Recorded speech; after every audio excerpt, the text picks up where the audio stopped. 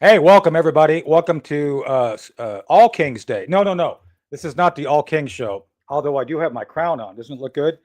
I feel like I missed all No Kings Day, so I'm a king now. And speaking of no kings, we have a group of court jesters today, right, Chris? For our new Yes. program, I the don't X have my Files. jester hat though. I should have worn it. And I know, jester, I well, you know. hardly know Well, her. I did. I see. I threw a loop at you, loopy.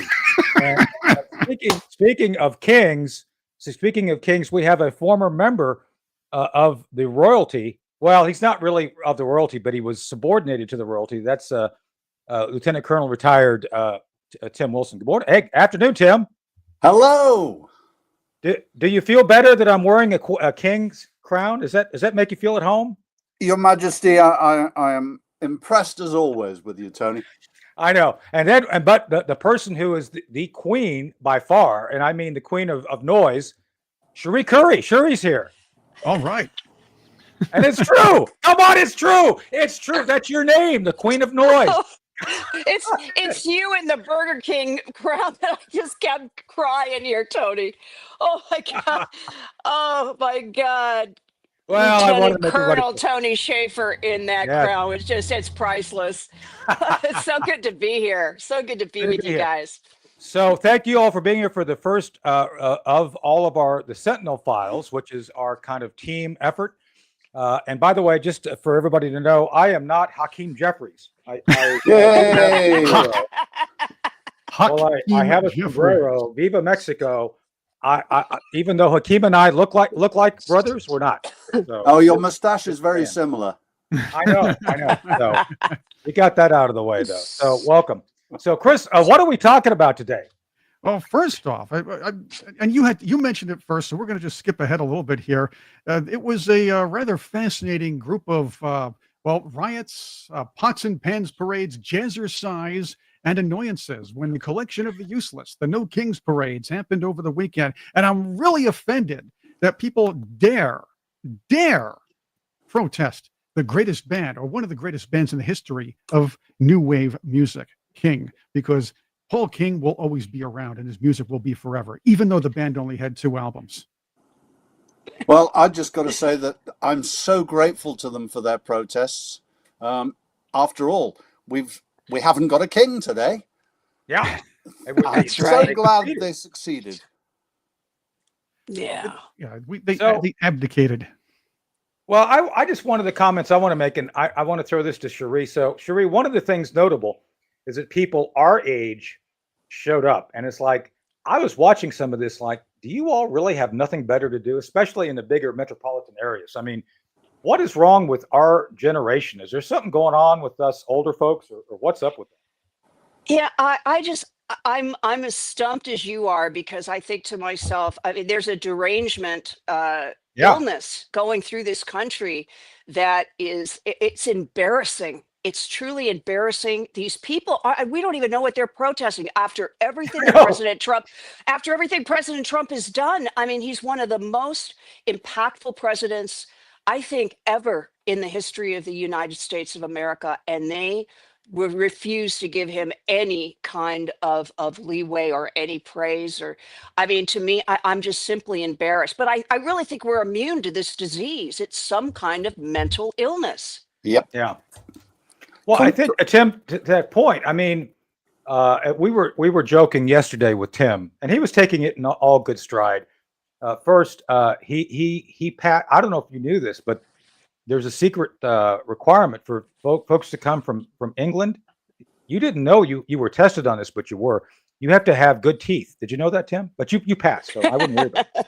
I'm glad to hear. And my dentist will be so glad to hear you say that. See, I know. It's great. Mind you, this is avoided 20 years of an American dentist. There you go. See, well, that's good. And then the second thing, though, is it was ironic that the very day they were doing No King's Day was the day that the British Army, no offense, surrendered at Yorktown back in 1789, right? I thought that was a great irony. Yeah, I mean, another one of those great victories celebrated by the British Army every year. Or maybe I missed that. I don't know. I just know I've become a revolting Englishman.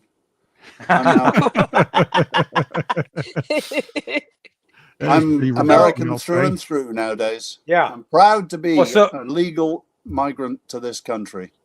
Yay. so did you know that Sting wrote a song about you, an Englishman in New York, or is that the name of it? That was not about me. I think that was about John Lennon. Oh, say. you guys are very similar, except for Yoko Oh, Ono. thank By the you. way, I think. yeah. Cherie, did you know I can go out in the crowds and look like Yoko Ono? Here's my Yoko Ono. Yay!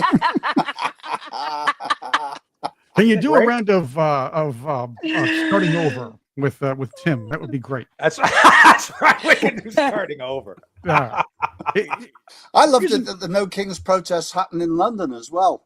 I wonder Yeah. if Charles looked out the window and went, "Is that about me?" I know. I mean, what do you think the Brits were thinking? I mean, isn't that bizarre? Sorry, thinking. When did that come into the equation? Nobody really wants King Charles there anyway. I guess that's the case. Here's another thing about the No Kings protest. There was not 7 million people. Let's stop the lies. Oh no. And Yeah. I know some said 650,000. I'm pretty sure the truth was closer to that. But still, 7 million. That's the lie the media perpetrated before. They were trying to perpetrate that before and definitely afterwards. I did an estimate based on going around looking for how big the crowds were in certain places where I could be certain of it. I made it about a maximum of 1.4 million. The interesting question to me is how much the Q-tips were being paid to turn out. Because I think there's a lot of seniors supplementing their income by protesting. Well, I think that's the thing, as Cherie said. It's like I don't even know if they understand what they're protesting. I mean, it's like the whole thing with Trump is like Trump's bad. It's like, okay, what else do you got? Well, he's really bad. Yep. Okay, what else? Well, he's dastardly too. Okay, well, you really haven't gotten off the topic. So, and I think it was all mostly paid. There are people, Tony, Cherie, Tim, with a certain level of intelligence that still cannot separate the mustache twirling villain persona that Donald Trump portrayed in the Apprentice shows with his policy. Yep. I understand if you don't agree with them, fine. But if you hate the orange man just because he's bad and you're going to take Tylenol while you're pregnant just because he, RFK. Oh, and by the way, Tylenol also said you shouldn't be taking that stuff while you're pregnant. This is the kind of mental illness we're dealing with. It's insane. Totally insane. Forgive me for dragging the topic this way, but this whole business of watching kids being interviewed about the Charlie Kirk assassination during these No Kings protests, and they're saying he preached hate speech. And as soon as anybody says, well, give one example of that, they can't.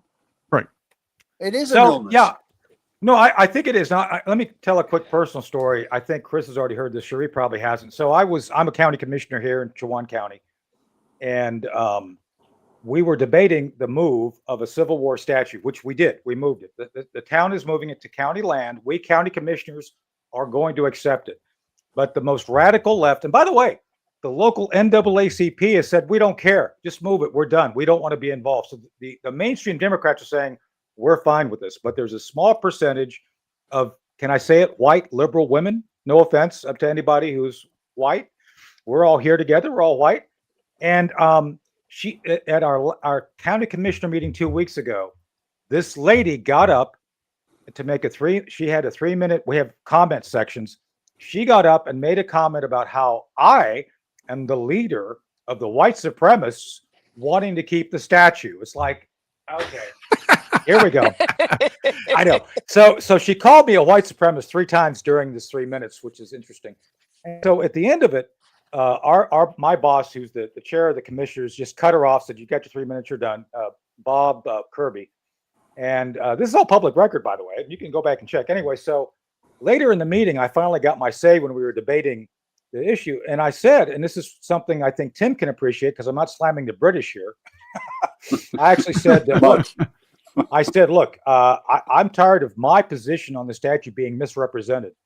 The Republican Party was created in 1854 around the premise that all men should be free. That is the foundation of our party. During the Civil War, between 648 and 1 million Union soldiers died liberating the South. And so this is what my party stands for. I am fed up with you all trying to sanitize your history by trying to remove the fact that you all supported slavery. And I'm not going to stand for it. I think you all get my position wrong. I'm not here to support the statue because of what it means to the South. I'm here to what it means to us. It reminds me that you all lost, and you should be reminded you lost every day. Yep. Yeah. Yeah. and there was silence. It's like, yeah, I'm not being nice about this. I want you to remember you lost.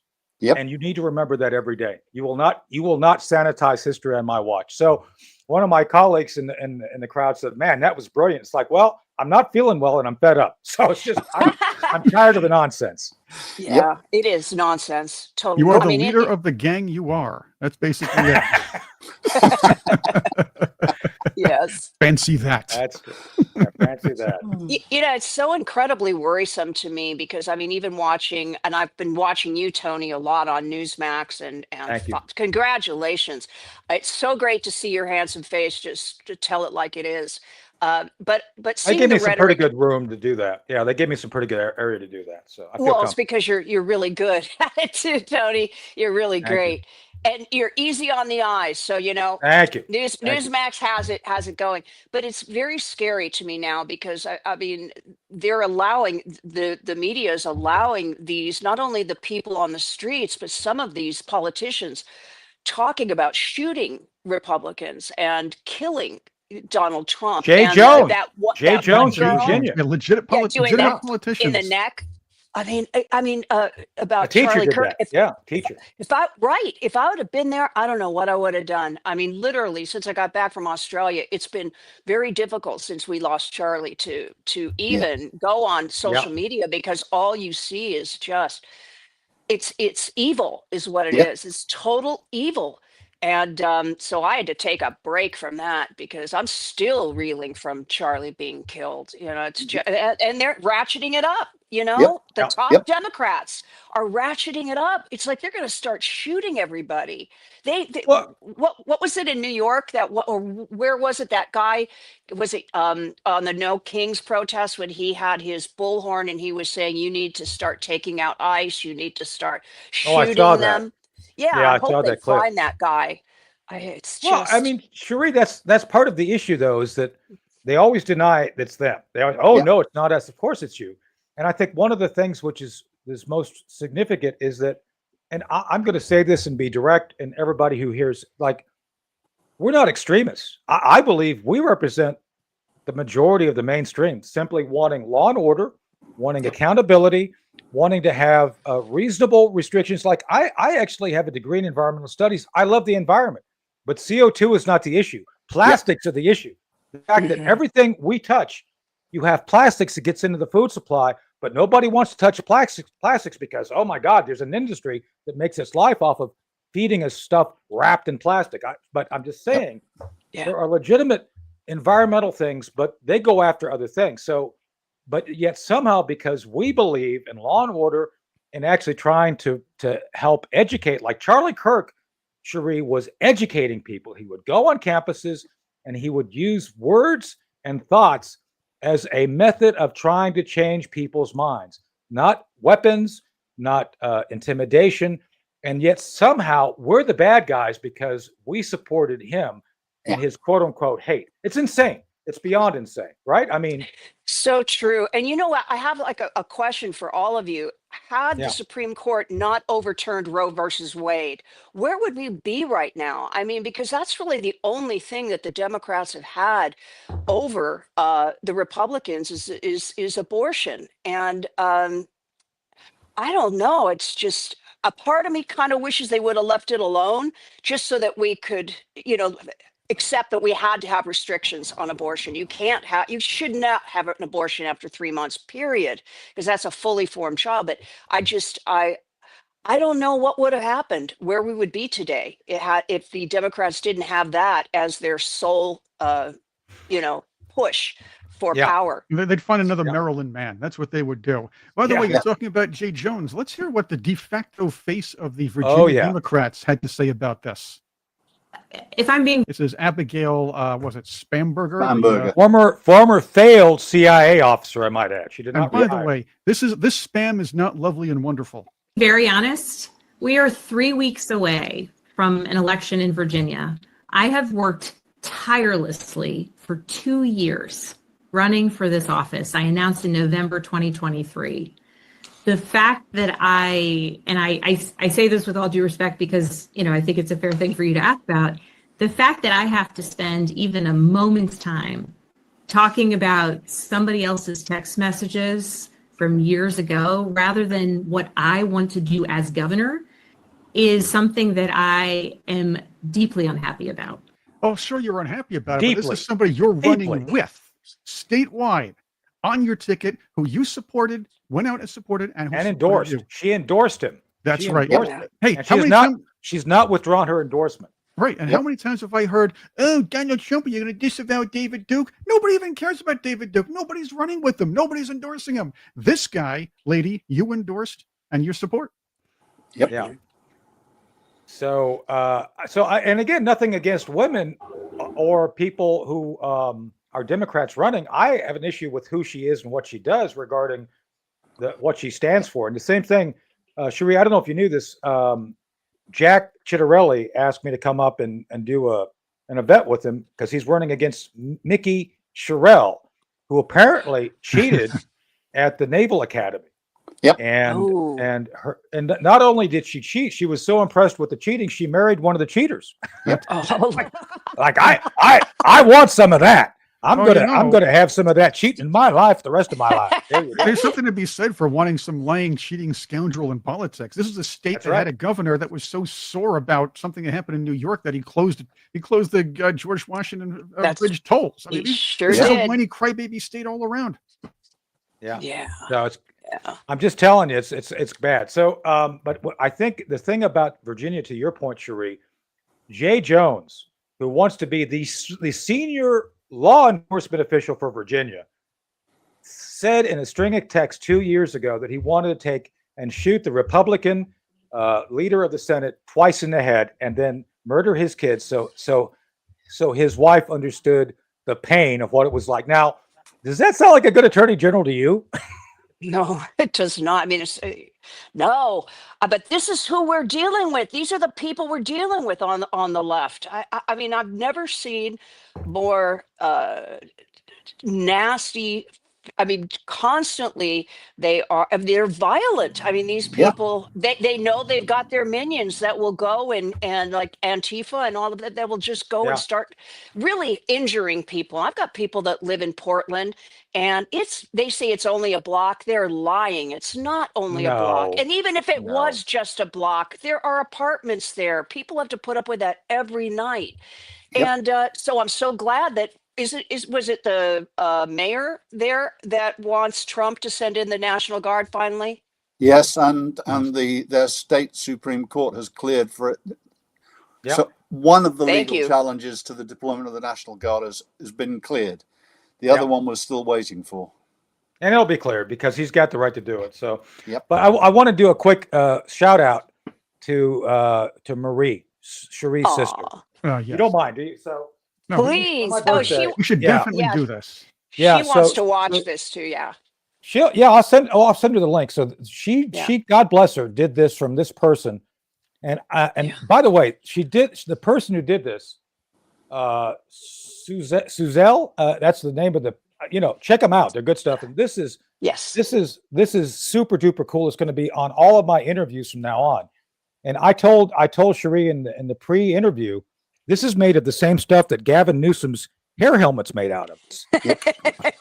That's it's strong gorgeous. stuff. This And could take a happy- bullet. Yeah. Yes. It's And heavy. happy Yeah, so birthday, thank Tony. you, Happy thank you, Marie. birthday. Thank you, Marie. Yay, Marie. Yeah. Good job. Yeah, Yeah, thanks, awesome, Marie. awesome. Yeah. Hey, let's get to a serious topic. By the way, Okay. I do want to say that. Well, let's get to the silly one first. Before I get to the serious topic, you asked what the left is going to whine about now. Well, they've been whining about this whole this whole ballroom issue, where where Yep. Hillary Clinton was going, "It's your house, not their house." Yeah, well, let me tell you, Hillary, it's not like Donald Trump's building a bigger ballroom to receive international dignitaries. It's not like he's stealing art or silverware like a certain couple tried to do when they left the White House. Right, and he's paying for it. Trump is paying for it. So what's Well, what's YouTube the is problem? too, by the way. Trump and YouTube Who? are paying for it. Yeah. Oh, Yeah, a lot of that Yep. money came from YouTube, the YouTube settlement. Best comment, Oh. the best reply to Good. Hillary on that I've seen was, "It's not your White House, Hillary."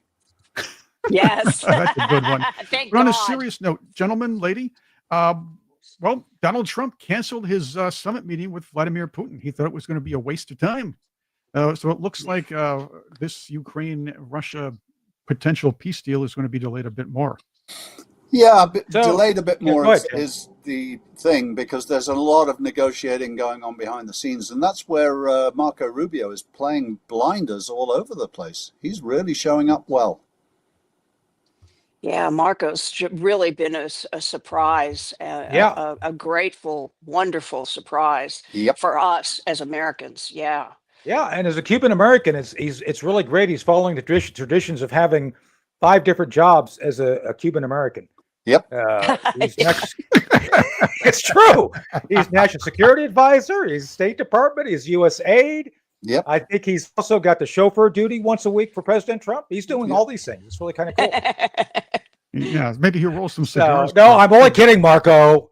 So anyway, no, I know he's a good guy. So, but I think that's the thing, is that the conditions weren't correct. But Tim, let me ask you this, because I know Tim and I don't always agree on this. Just saying. My issue is I'm not anti-Ukrainian. I'm just pro-reality. There's no fundamental way without NATO or the EU coming in some form to help Ukraine regarding manpower. Yep. The other night, Pete broke down for us on which show were we on, Chris? They all blur together. Oh, I know. Well, it was the Sunday debrief. Sunday debrief. Right. So Pete pointed out that the Ukrainian population dropped from 41 million down to like under 20. Yep. And it's going down because of both people leaving, not wanting to fight, and the attrition in battle. So it looks like just if things are left alone, Russia will win by the fact they're going to continue to attrit the population. So what gives? I get that, but then put yourself in their shoes. If the Canadians invaded, would we fight to the last man? Probably not. But will we fight until an awful lot of us had gone, and a lot of that's the thing. I mean, there's an awful lot of them gone to the point of where they're going to have a hard time sustaining a population and economy going forward. I mean, if you look at things like a recent assessment of the militaries of the world, Russia has dropped from number 2 to number 6. Because they've used so much of their gear and so much of their stocks, and they no longer have the factories and the ability to replace it at wartime levels. Their economy is in dire trouble. They're desperate to sell their oil, and the price of oil coming down is hurting them.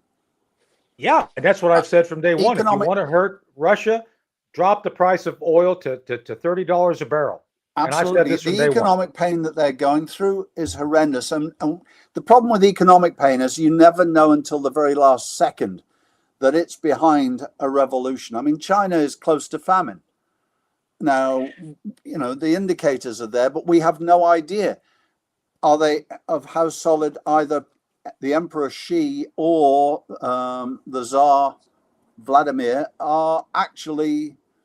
How solid is their base, if I can put it that way? There's a long history of assassinations in Russia, so he's got to be a really worried man. I think the longer the Ukrainians are being, I mean, the European Union is backing the Ukrainians in fascinating political ways. Sometimes it's real support, other times it's not. The Tomahawk missile threat certainly had Vladimir willing to talk. No doubt. And that was always going to be a threat because we would have to fire those things. U.S. And plus, Tim, you know this, the Ukrainians have no ability to fire at things over the horizon. It's 5 eyes. That's it. Yep. So it would be clearly an escalation where we take a more active role, which I'm just saying, I don't think that would be. Well, Except, That would be Tony, acceptable. what capability do the rest of various parts of the European Union have along those lines? Because the Europeans have satellites up there as well. They have very good radar systems, stealth and overt. They have an awful lot of information, and they probably have very good infiltration into Russia. So what I'm worried about is that the threat's been made openly, and America will get the blame if anything happens. But it may not be America that's actually driving things there. Yeah. So do you think that the way of ending this would be sending Tony Blair in via parachute to take the Kremlin? Do you think No, that would Cherie Blair. How about Gordon Brown? That would scare He'll the bore them to bejesus death. out of them. They'd surrender in a heartbeat. Well, I think the bottom line is we can agree there's no good outcome. Everybody's going to take it on the chin, but it's time for the killing to end. I think that's what exactly. That I totally agree with, Tony. Yeah. So I don't think, that's I mean, taxpayers, they don't want to fund this anymore. No, we're not. Done. Yeah. We're tired of it. Yeah. And I never saw Ukraine actually winning this war. Nope. No, I said at the beginning, Myself. the numbers were never there. The numbers were never there. The sad part is we are responsible in terms of the invasion would never have happened if the Biden, exactly. Yeah, of course. Absolutely. I think everybody recognizes that. Right. And I think the double dealing, and by the way, I think people ought to remember this. Cherie, I don't know if you remember this. Hunter Biden was being paid by both sides. He was being paid by the Russians and the Ukrainians. And I think that they were all about trying to get both sides to fight. Yep. Just saying. So, yeah, a lot of money to be made off of fighting.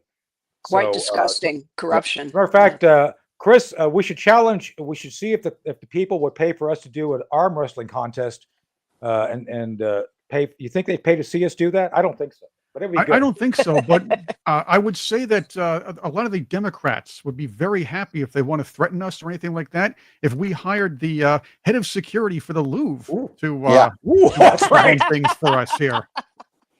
Yeah, is it true that cat burglars? They actually had, they almost had a tiara, a crown stolen. One of the crowns was dropped by the thieves. Yeah, you know why, Chris? God, there's rumor that crown was fake. No, the rumor is that they figured out when they actually put their hands on it, it's like, hey, this is fake. Really? That makes sense. Yeah. But they got away with a lot of serious sapphire jewelry. They got away with a lot of serious royal artifacts. This is bad. But I mean, I know the jokes are going around here, but we haven't had a problem like this in a long time. Security at the Louvre has come into question, though, in recent years. That's the fifth major burglary in the last 25 years. So, you know, I saw somebody talking about whether the crown jewels were at risk and is this all a Chinese plot.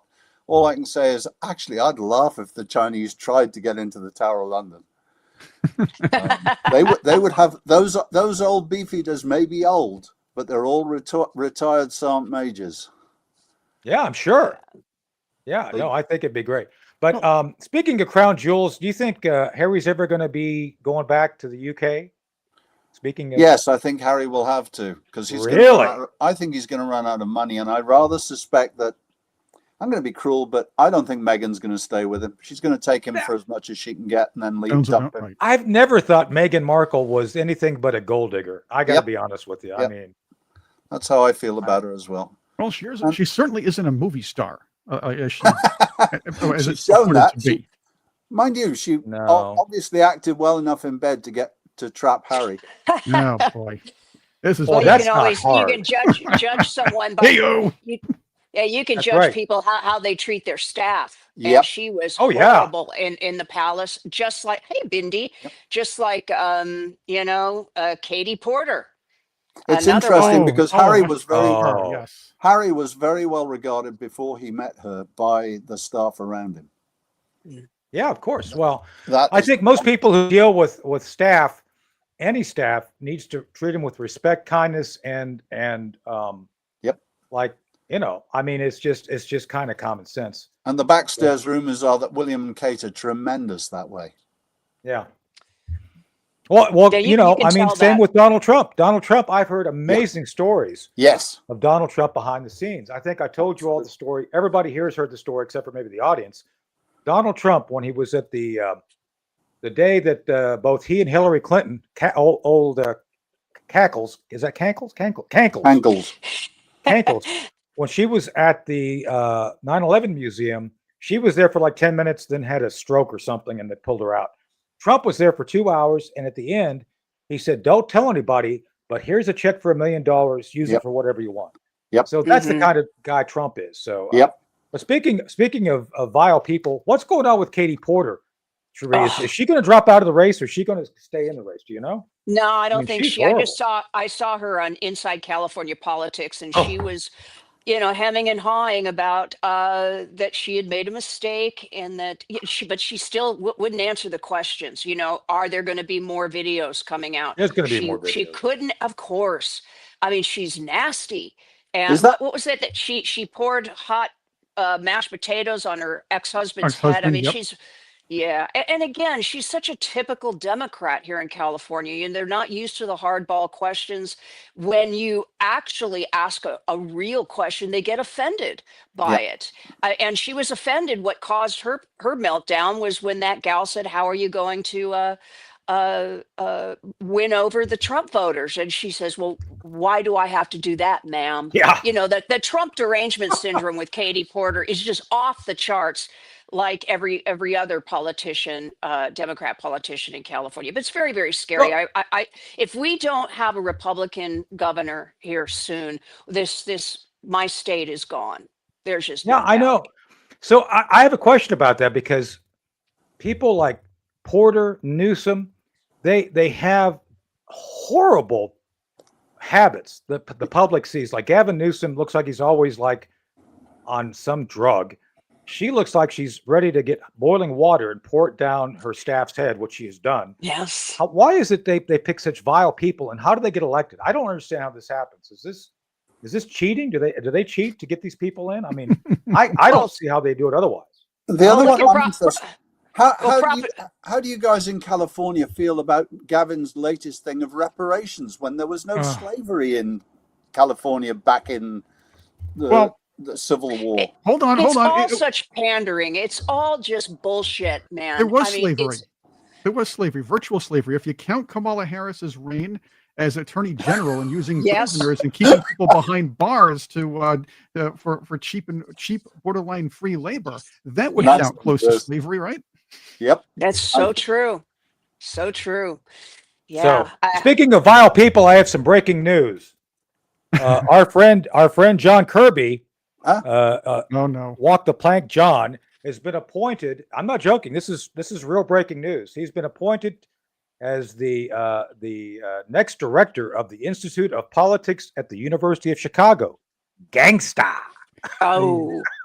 How long before he gets mugged? Ah, man. That is a mug right there. Look at that mug. Let me tell this story. I got another story before. Hey, Ruthie. Good afternoon. Welcome, Ruthie Blum. Hey. Hello, everybody. Hello. Oh, so let me tell John Kirby. We're just breaking the news. John Kirby is now going to be at the Institute of Politics for University of Chicago. So That's one of my alma maters, University of Chicago.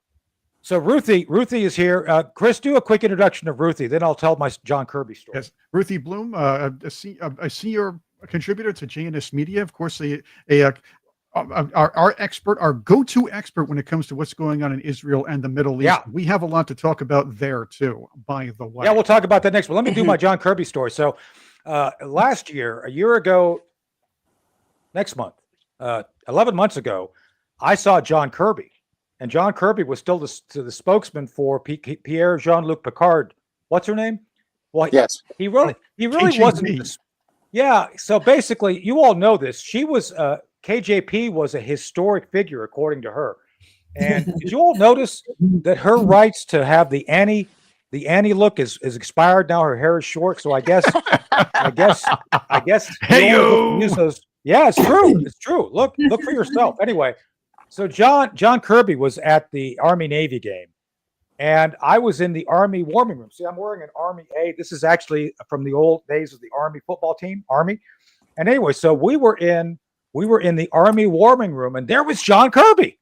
And I said, "Hey, John, this is the Army." He says, "Well, the Navy won't let me in their room because he's a retired admiral." So anyway, Wow. I'm standing next to Cherie. Chris Plant, Chris from the Right Squad. Yes. So Chris and I were hanging out, and I said, "Watch this." And Chris looked at me. It's like, "What are you going to do?" It's like, "Watch." So John was walking towards the door, and I said, "Hey, John, are you heading down to the field for your firing squad?" And he said, "I guess it is time." It's like, yeah, it is. It's time. So anyway, a little trolling of John Kirby in real time. So it's good to see John has made good and is going to Ruthie's alma mater. Ruthie, you should send him a note congratulating him. I have to say, he always looked to me like a Halloween costume. Like his face is one of those Halloween masks that you put on. There's something. Ooh. Is that true? You know what I'm saying? You know how he has that look? I just don't like I don't like us sounding like Democrats. Heyo! You deserve a heyo for that one. Okay.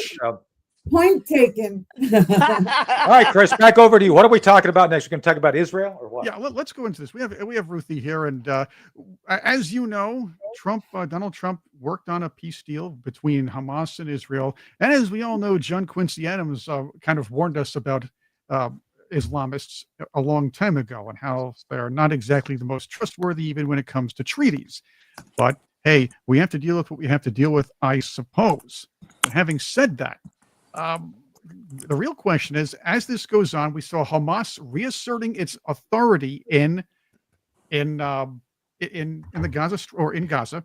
First off, yes, on the outside looking in, ladies and gentlemen, the outside looking in, well, they took down some major gang members that are also terrorizing people. I, for one, think that they're a little upset that that the gang was muscling in on Hamas's territory. What are your thoughts? Yes, absolutely.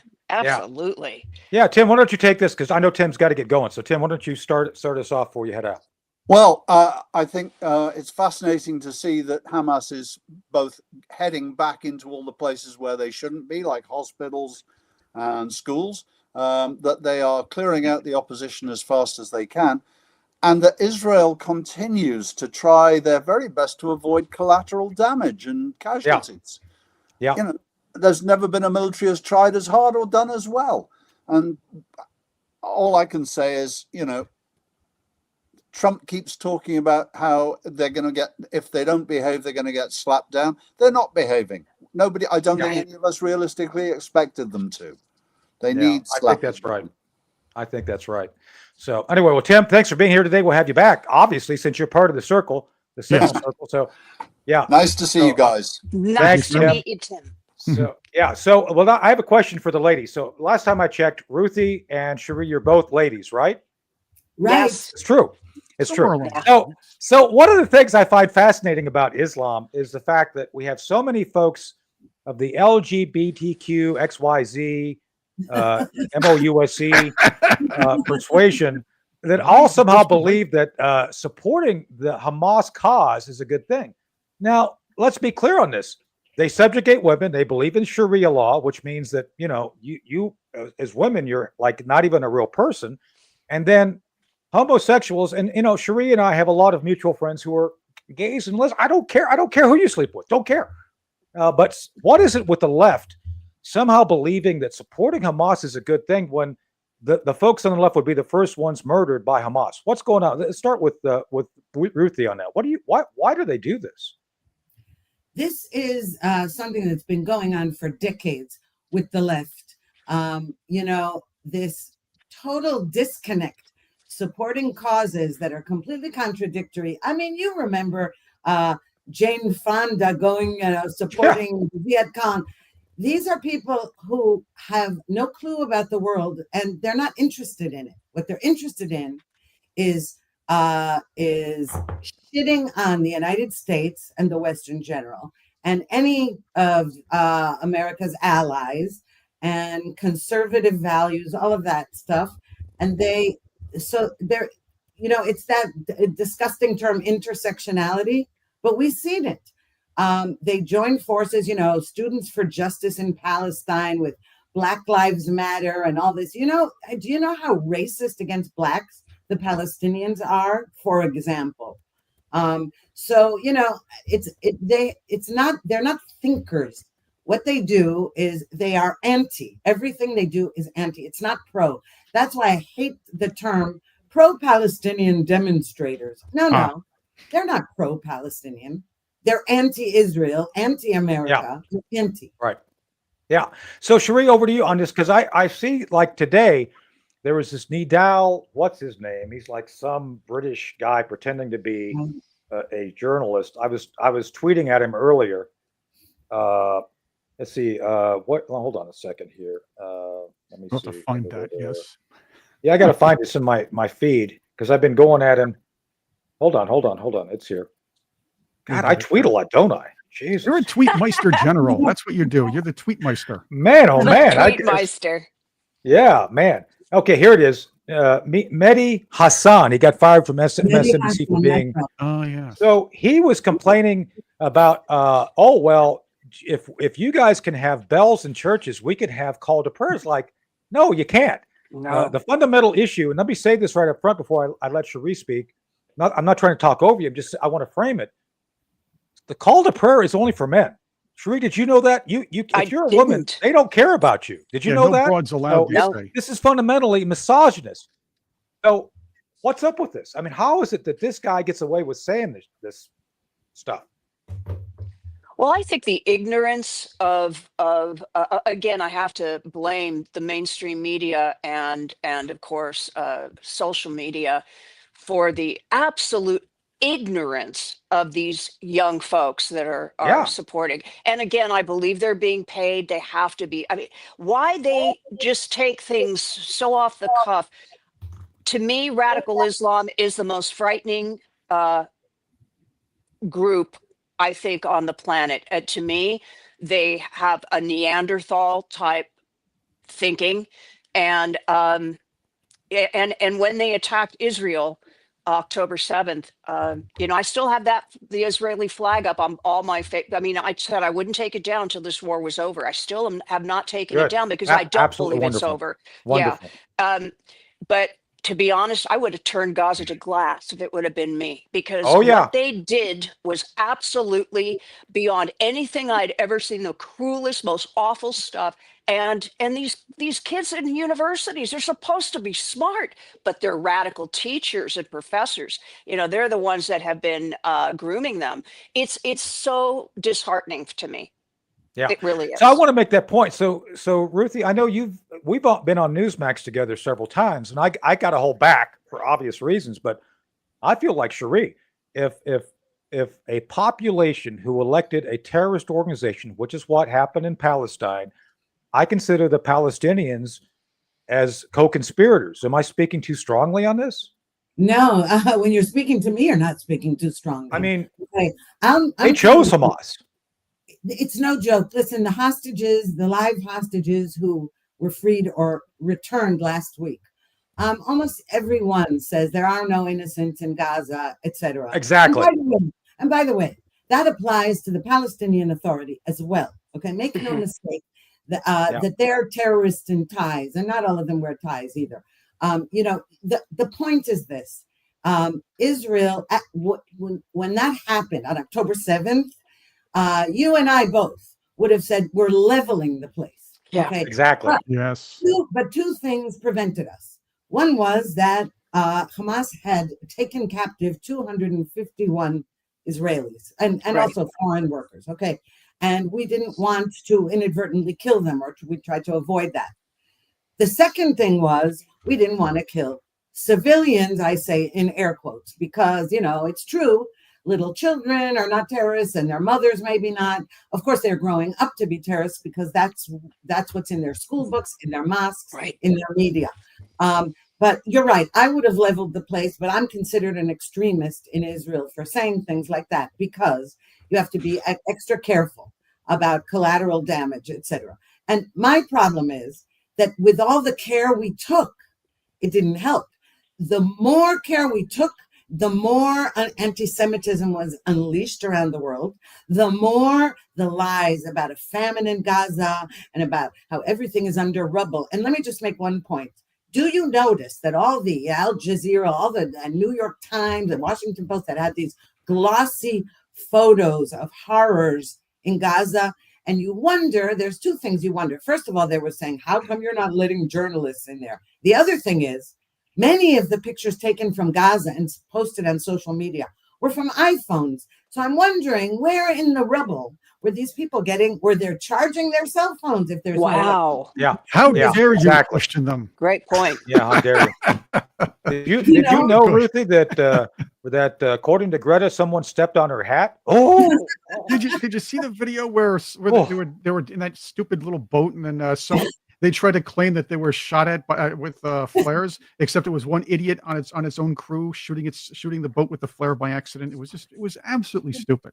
And how dare you, Chris? How dare you? How dare you? But back to the point of Ruthie making. So I one of the notable features of the conflict I've seen is, I'll give him this. Hamas, with Soros and UN money, have done an amazing job of fighting the information war. They have been able to create a completely false perception of casualties. And I can't believe anybody takes the casualty numbers that the Palestinian, the whatever they call that medical group gives them. It's like, you've got to be kidding me.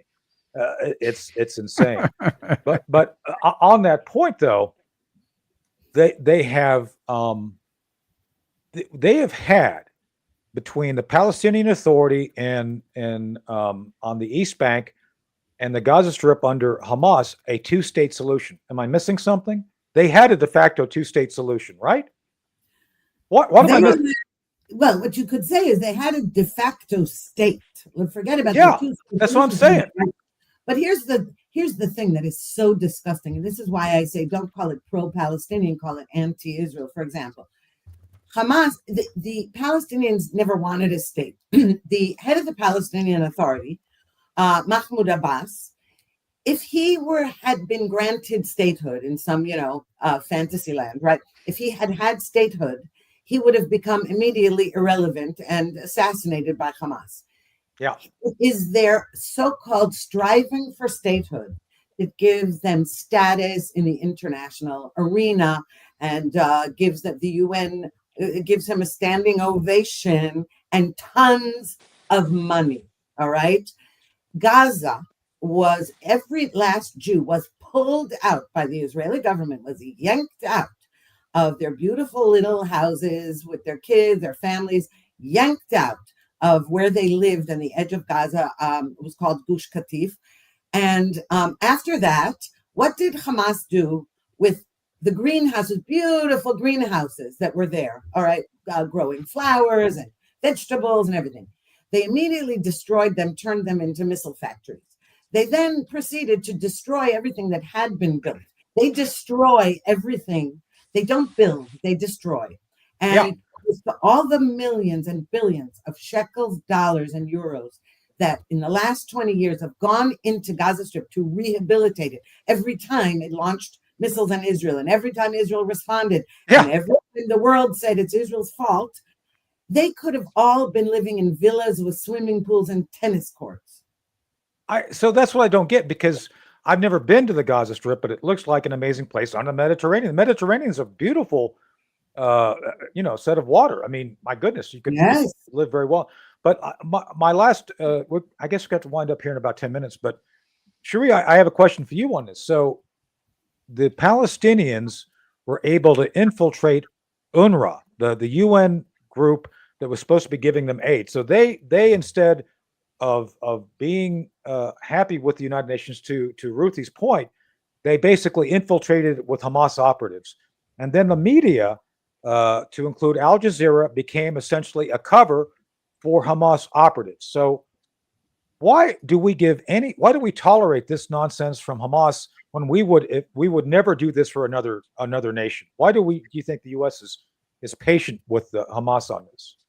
Well, there's got to be some end game. And again, we've talked about this often.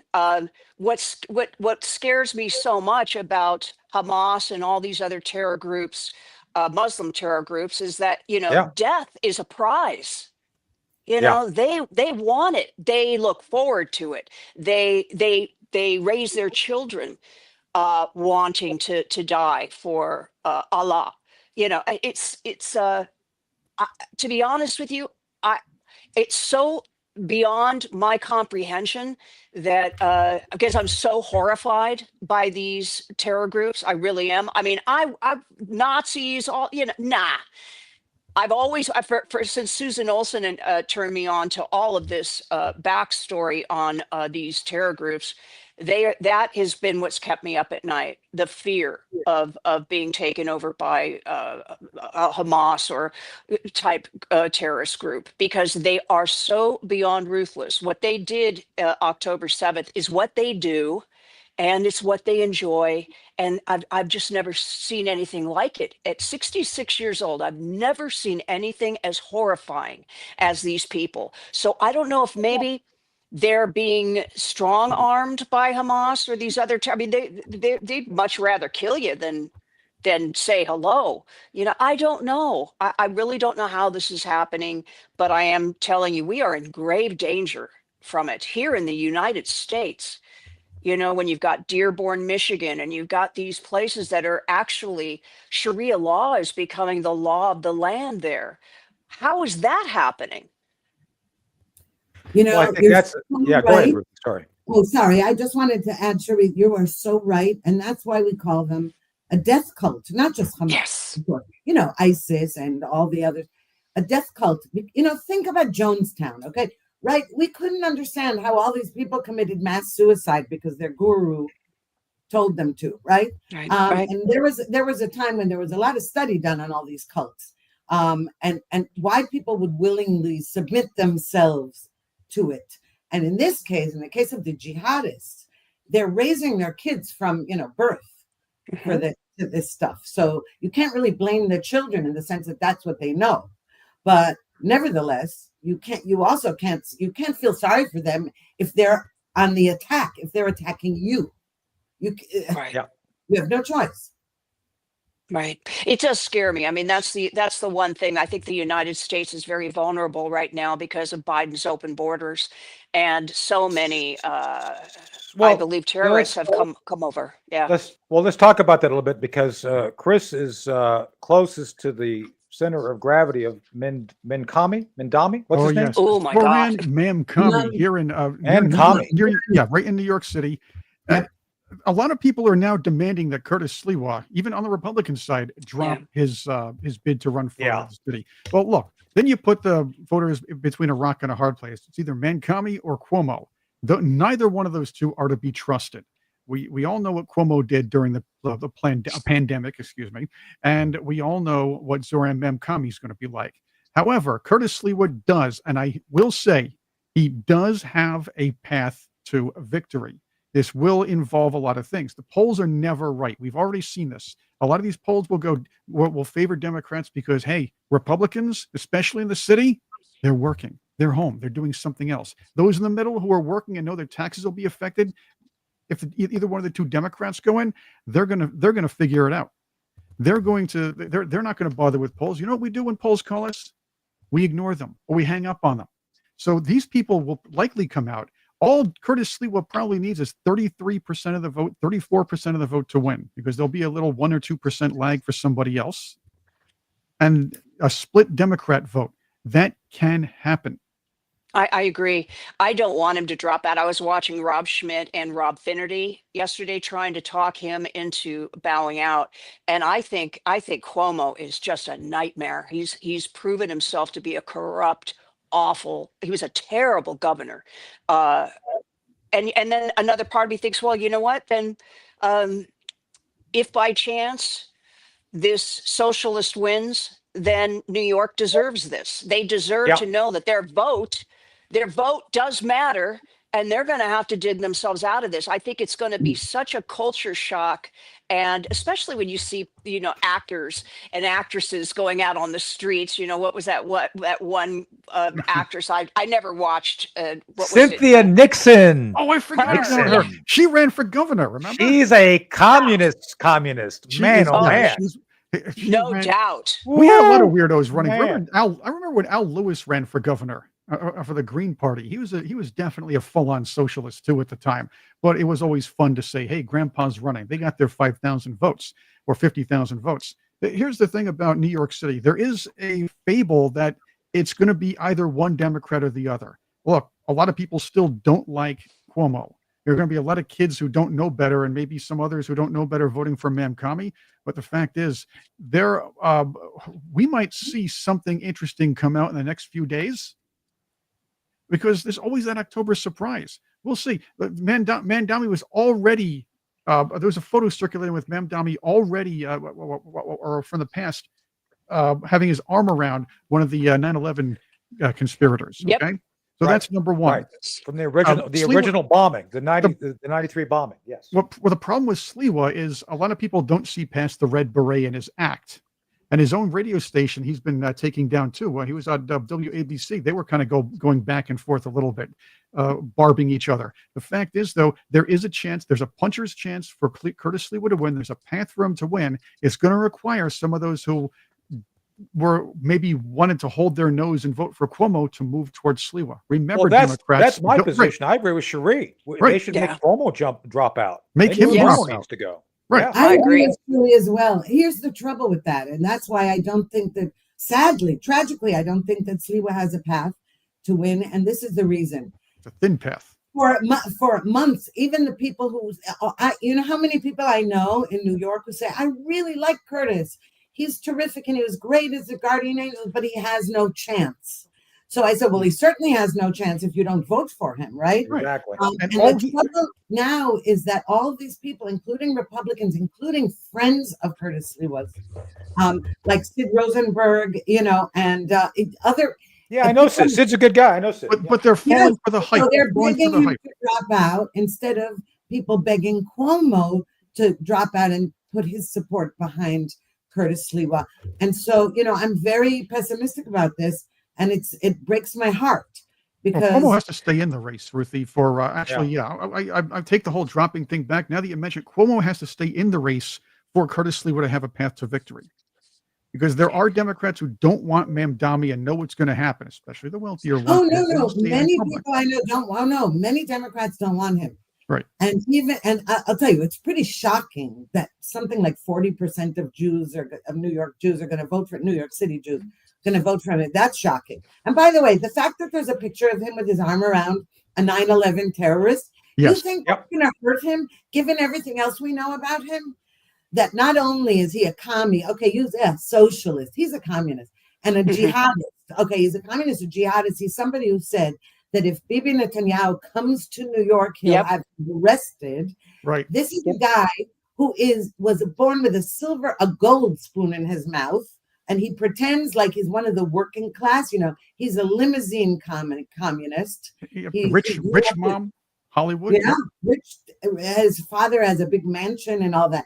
The point is, the fact that he had his arm around that terrorist, unfortunately, with these stupid young people at Starbucks who think, oh, that's cool, I'll get rent control and free buses.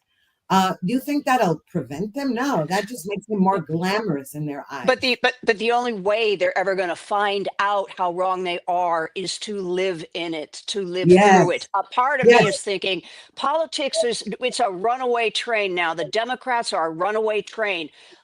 You might as well run over the people and get it over with. That be the last stake through the heart of the Democrat Party. To me, I think you want it, you got it. Now what are you going to do? What are you going to do with that party? Look what they've done. Look who they voted in to rule you. Talk about a king.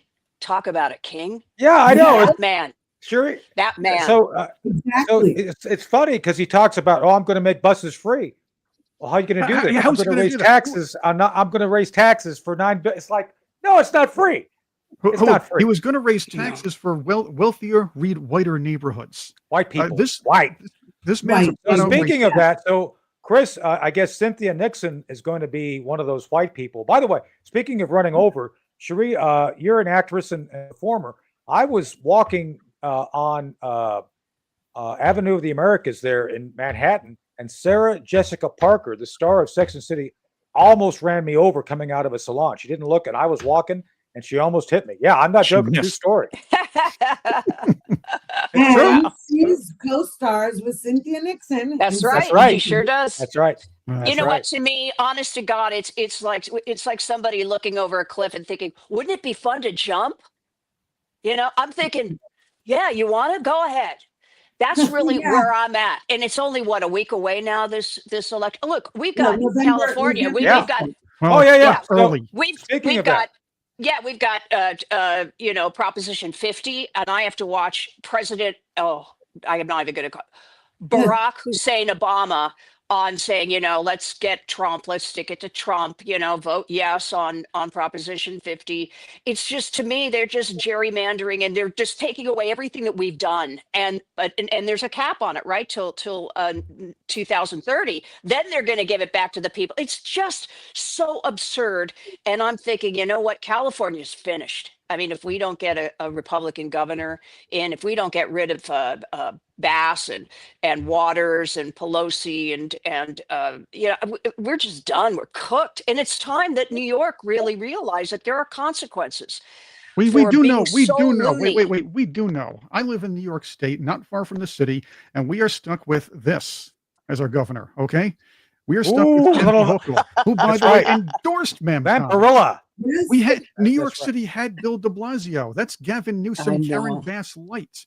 It's only going to get She worse. looked better in the younger days. Yeah, too bad that Kramer Hochul guy. was I believe better the looking Kramer when guy she was a passed on. He should run vampire. again. Yeah, I think that's true. So, by the way, for a program note, right, Chris, we're doing an election special. So you're Ruthie and Cherie, you're invited back for that, Yes. right, Chris? What are we doing? Tell me about okay. what we're doing on the 4th. Well, we have another live stream next week. Every week we're doing a live stream here on Wednesdays at lunch. We're gonna have lunch together. We may expand it. We're gonna talk about that in the future. But this Tuesday, next Tuesday night, not next Tuesday night, election night. We're gonna after election the polls night, close in a New York, week from 10 o'clock. Tuesday. Right. A week from Tuesday. That's right. We're going to talk politics. We're going to talk about the election times. We're going to talk about all of that on Tuesday. It's a special live stream. It's going to be on our channels, Project Sentinel's channels. It's going to be all over the place, and we're going to have a lot of people in and out. Yes, Cherie, Ruthie, you're invited. And also, don't forget, every Thursday night, there's a special Sentinel Circle. Tony Shaffer. What are we doing? I think I screwed it up. What are we doing this Thursday versus next Thursday? Well, you're talking with Chris Moran, so we can just go anything we want with Chris Moran.